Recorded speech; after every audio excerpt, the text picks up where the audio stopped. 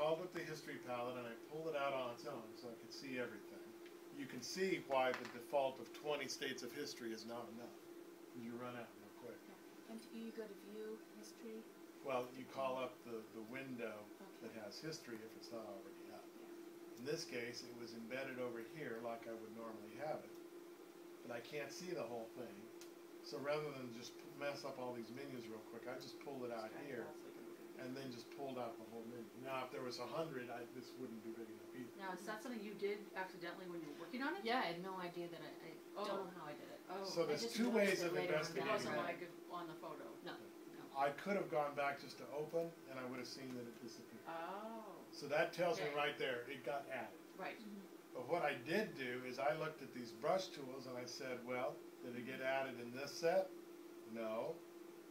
There's more brush tools. Did it get added in this set? No. Then I see two more. Did it get added in this set? No.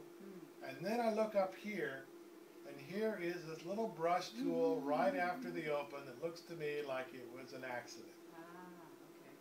But we don't want to go back to this state and eliminate all this work, right? Right. But it would be nice to be able to paint out this one little problem right there. Could you just use the clothing stamp? No, we'll try the history brush Okay. to see if in fact we click to a state before anything else was done, and we grab the history brush. Now all of a sudden, wait. What? Oh, you clicked Click on there. the little box. Okay. Now I So have you're to be still- on the layer that this was done. So I have to be on the image layer or it won't let me do it.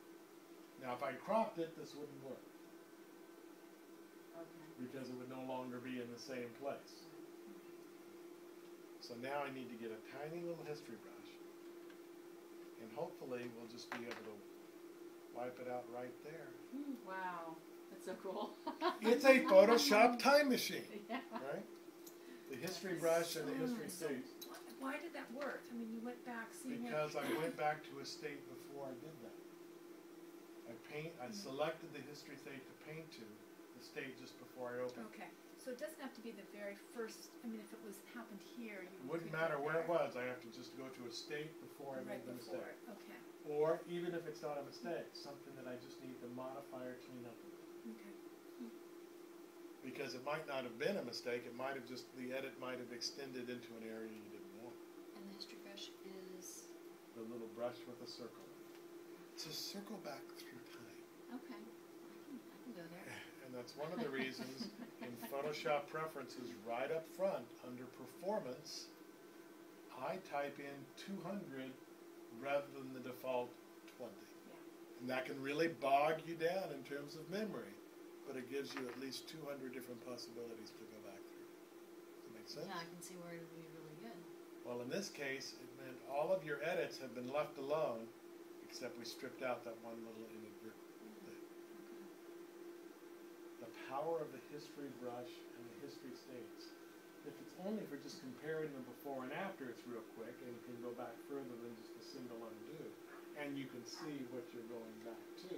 Now, why not just do another layer of clone?